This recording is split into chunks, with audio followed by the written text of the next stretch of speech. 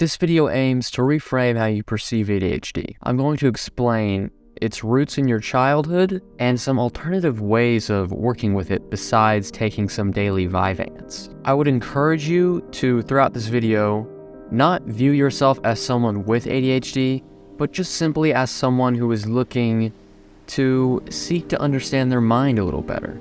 So first I want to talk about how we label mental illness. For the rest of this video, see it more as a feature of the mind rather than something that is bad.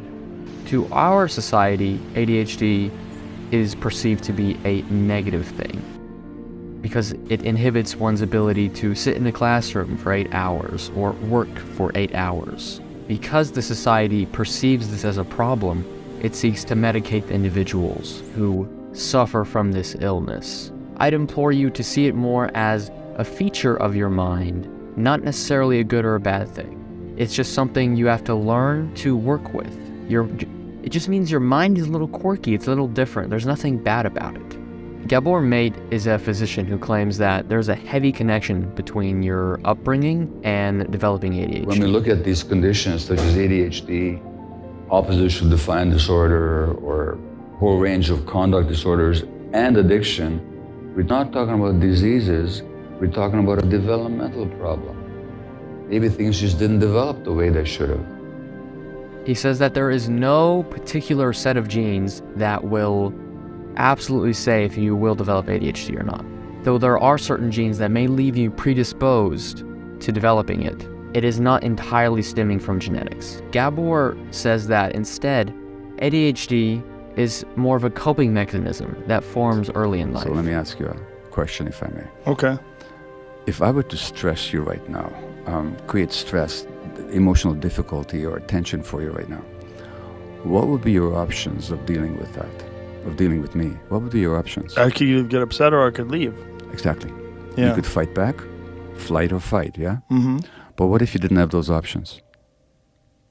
Yeah, then you're stuck. And now what does the brain do when you're stuck like that? It gets distracted. It gets tunes out. Yeah, it tunes out. You want to do other things, think about other things. In other words, it's a coping mechanism. Yeah, it's normal. So let's say you grow up in a turbulent household. Your parents' stress and trauma bleed onto you. It causes you as an infant, as a child, to often enter a sort of fight or flight mode.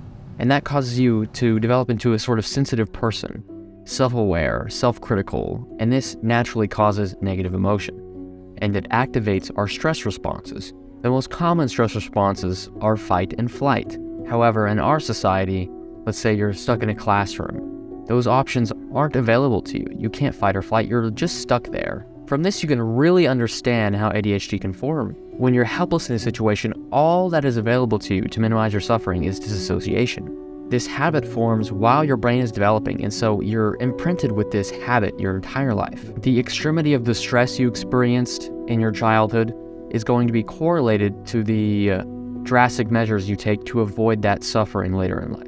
It's so important to make the distinction between ADHD as a genetic condition that you can't do much about versus it developing. It being labeled as a mental illness sort of gives you the idea that all you can really do about it is take drugs because we sort medicine and illness together. See it more as a survival mechanism that has developed in your childhood and is still sticking around today. It served you once, but now it's becoming a hindrance in your adult life.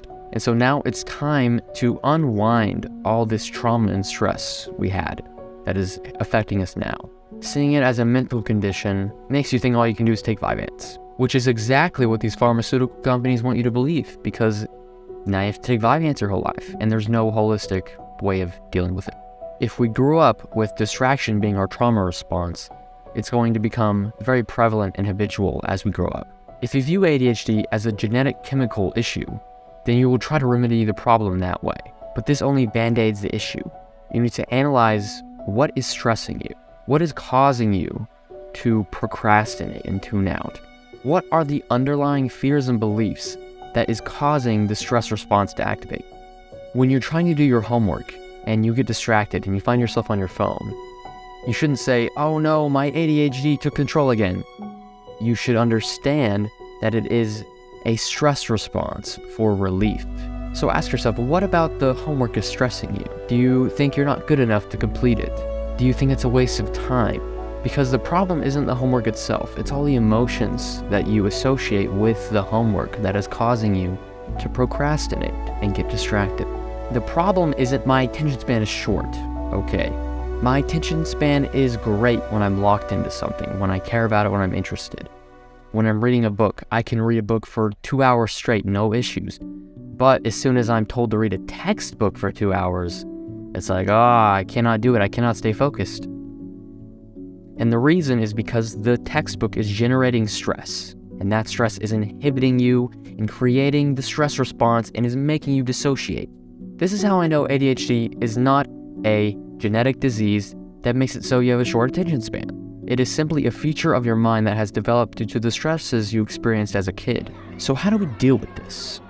How do I deal with this, TJ? That's all great, but what do I do? For me, meditation has been the best help with this. Not only does meditation give you practice with impulse control, which is a big part of ADHD, because you're sort of forcing yourself to sit still and not reach for your phone or reach for food or any sort of dopaminergic activities, but you're also training yourself to watch your internal dialogue. Now, as you watch your thoughts, you're going to become more self-aware when it comes to what you're thinking and feeling. So meditation sort of develops a watchdog in your brain, and it allows you to supersede the thoughts.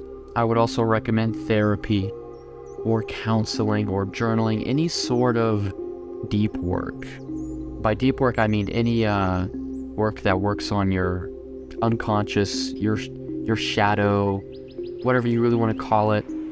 It helps you work through past traumas, unconscious beliefs, things like that, which are really the generators of the fear and the stress behind your activities. So I think those in combination can largely eliminate ADHD. One other thing is to give your days structure. So in that way, you don't get sidetracked so easily, because you have your schedule and you look at it and it gives stability to your life. Instead of being pushed and pulled at any time you feel any sort of stressor. Those are some actionable things you can do. I hope this video helped you shift your mindset a little bit. I really suck at outros. I really don't know what else, because I'm done talking. So I don't really know, thanks for watching, even though you've already, I don't know. Thanks for watching, I suppose. Subscribe? I've never said that, subscribe. I don't know if that works though. I don't think that works.